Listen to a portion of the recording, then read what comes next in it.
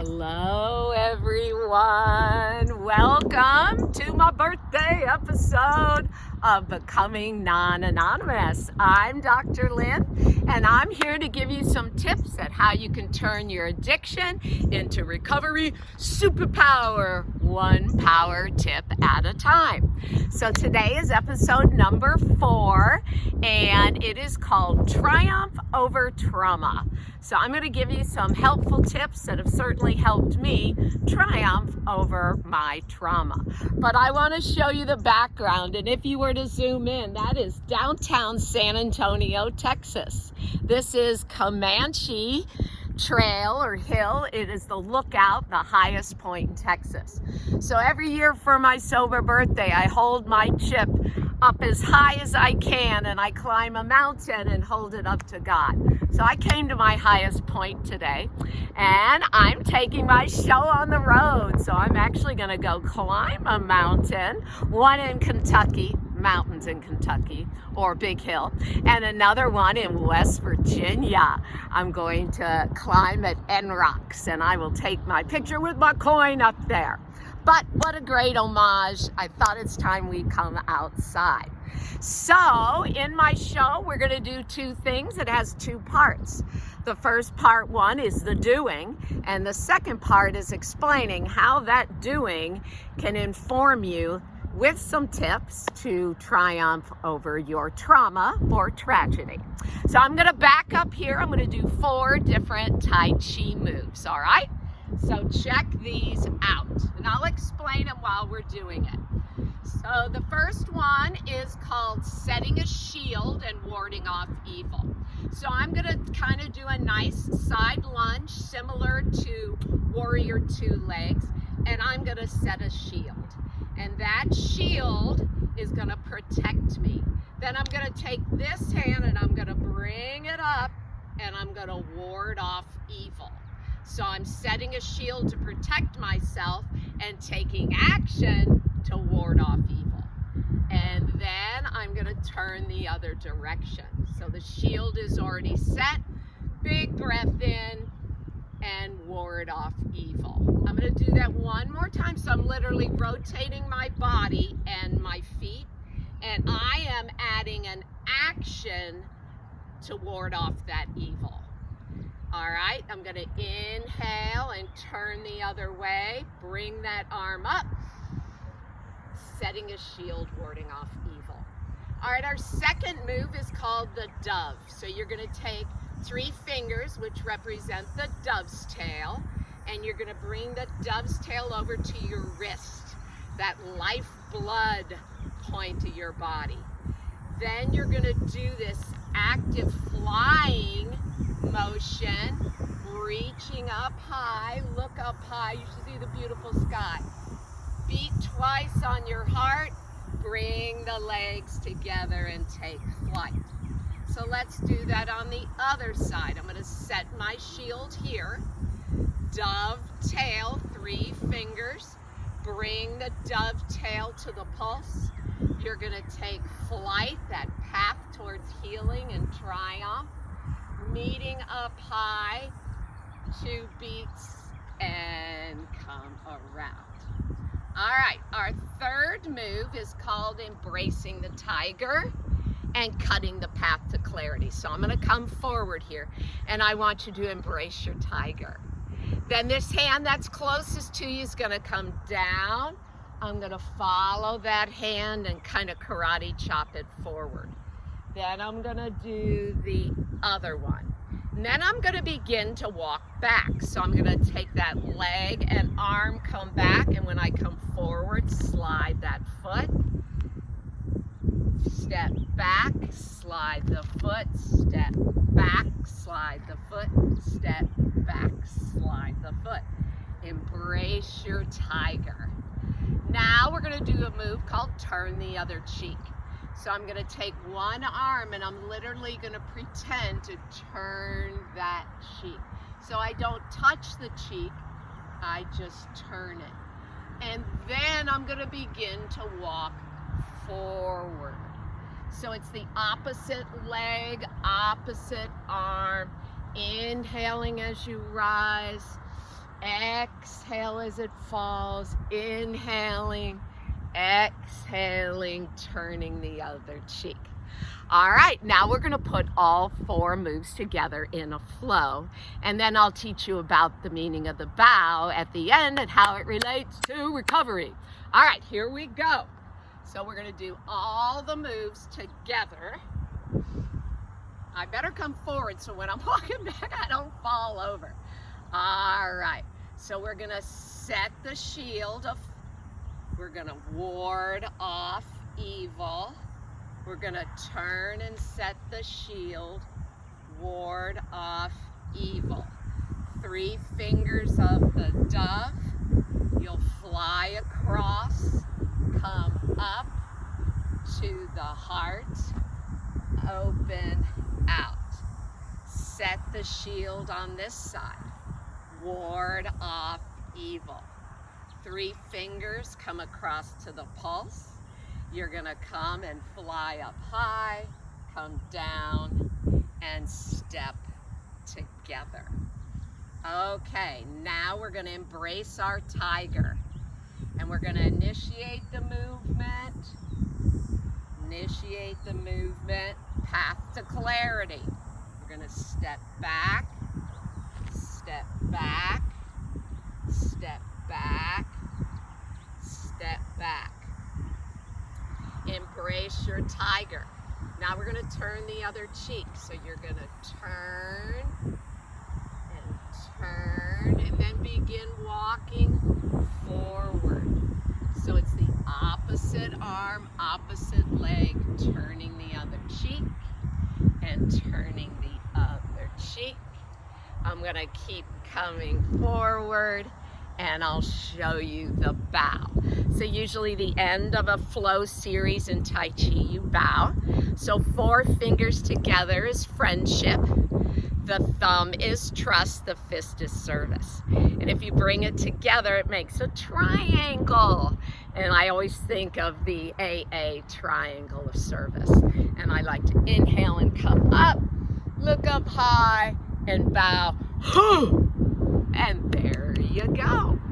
All right, so that's part 1. So let's talk about part 2 and how those movements relate to the 2 main things that I have found without a doubt beneficial in overcoming very, very recent trauma that I've experienced. So the first one has to do with faith, and the second one is getting the right help. So faith and help are the 2 power tips that go along with this triumph over tragedy. So let's relate it to the move, shall we?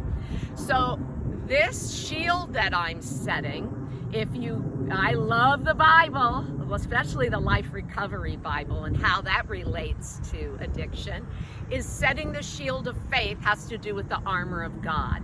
And that shield and that armor is your faith. All right, and then this idea of warding off the evil, right? The evil for me, which I didn't know, was the perpetrator of my sexual assaults, which I can't believe I'm even talking about right now without throwing up or having a panic attack, but that is part of the help I want to talk to you about that I've received. So that warding off evil, right? And that brings me to the parable in the Bible about the 4th man in the fire. So if you look at those 4 people in the fire, when that evil king looked into that furnace, right? That 4th man, well, that's the God of my understanding, and that's Jesus. The 2nd man in there, well, that's me, right? The faith that it took me to follow Jesus and get into the fire. I had to get in the fire to face that trauma. And the 3rd was my faith, and my faith in Jesus, and how that needs to be boosted and filled up on a regular basis. Because boy, howdy, is it easy to have faith when everything's hunky-dory? Well, what happens when that fear of a trauma or a trigger tries to consume your faith, like a fire would consume you? Right? So what do? And that comes to that 4th person, and that for me is help. So how do I get the right help at the right time to heal and give myself hope. A lot of H's there. So faith and help. All right, let's go on to that second move, this dove. So doves represent peace, right? So love, doves, and peace. So the peace that I want so desperately inside myself, because to me the opposite of fear is peace and serenity, right? So going to this lifeblood source of my being, and then the idea that to find peace, I'm gonna have to move. I'm gonna have to shift. How do I fly? By getting the right kind of help. And when that help matches up, I find peace in my soul. And then I'm ready to stand out here, the highest point in San Antonio, and talk about this. All right, so what is that help? It took me 30 phone calls and emails. I'm now on Medicare to find an EMDR specialist. And that stands for Eye Movement Desensitization, big word, approach, EMDR. And this person also specializes in sexual assaults. And this person does CPT, cognitive processing therapy. So those three things combined were the professional help I needed. And I needed 4. There's that 4 again, right? The 4th is I needed a psychiatrist, somebody to help me manage medication. I couldn't sleep. I was having night terrors, waking up in the middle of the night, vomiting, gastrointestinal issues, on the bathroom floor, paralyzed for an hour. Talk about scary. I thought I was dying, right? I have done different therapies over the year to address the addiction and the anxiety that I had, but I never addressed the trauma. I didn't know I had it. That's how the brain can bury something so deeply. All right, so now let's talk about embracing the tiger. Embracing the tiger, I gotta fight like a tiger. I took those 30 phone calls and I'm in such distress, I can't see straight. And I persisted. That tiger in me, boy, she came out. That rebellious Lynn is like, I don't want to suffer. I was suffering. It was beyond pain. I was suffering. And so I will tell you, I embraced it. And I also embraced this type of therapy. I have tried everything, but I hadn't tried this, right? So then after embracing the tiger, she helped me, and I picked a female because of the assault, to see this path to clarity. And what was in there that I needed to kind of wade through and see beyond. So I'm gonna stop there for a minute, and I gotta make a public amends. I want to apologize to every man and woman who has buried a trauma so deep in their brain, they didn't remember it. And somebody said to them, how can you not remember that? Oh, you deserved it. It was your fault. Oh my gosh, I had told myself the same thing. I had actually come back to San Antonio and drove by the scene of the crime. And I was warped back in time. So this cutting the path and stepping back is my remembering. Sometimes you have to remember the trauma and go back. But I did not do that without the right help, right? I did not do that alone. Certainly didn't want to relapse, okay? So that going back in time and remembering, and that's what EMDR and CPT did for me. It helped me remember and then process the trauma and put it to rest. All right? So part of that story is just this idea that your brain, it has the animal part of your brain, and the amygdala is your fear center, and a trauma happens. Well, your hippocampus time stamps and processes memories and puts it away. So think about that for a minute. If the trauma's happening and that fear is so big, the hippocampus can't process and timestamp it. So these nightmares and fragments of memories, there's gaps that are missing in my memory. That's because my hippocampus couldn't keep up with the trauma. But it doesn't matter if I remember the whole thing. It matters that I process what happens and give myself a new self-language. From it's all my fault to it's not my fault at all. I deserved it. No, I'm deserving of self-protection and self-love, right? How do I change that? That's what I've done. Now, this has taken me 8 weeks to get here since I started, twice a week for 8 weeks, all right? Okay, so now let's go forward and talk about this idea of turning the other cheek, right? So I'm not here to say that I need to go back and find that perpetrator and file something with the law and confront him. That is not healthy for me, nor is it going to keep me safe, right? But if that's something you need to do, by golly, you do that, all right?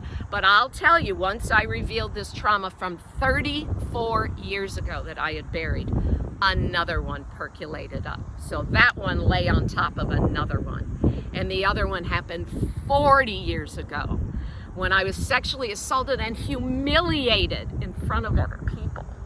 And what did I do both those times? I said nothing. I froze. I did nothing. Why didn't you say no, Lynn? Why didn't you run away? Because I couldn't process what was happening to me. That sympathetic nervous system was on overdrive. It's fight or flight. You hear about that, but nobody talks about the freeze. I froze, right? So, needless to say, this idea of turning the other cheek is looking the other way, and I need to look to another way forward. How do I see myself going forward? So I just want to say, with my help of my psychiatrist in managing my medication, I was on 9 medications at one time. I'm down to 4, and I'm about to get off another one. I'm doing it with the right help. Okay, so that is so key. I've had other help. This was the right help at the right time. Okay, I'm retired now, time to address it.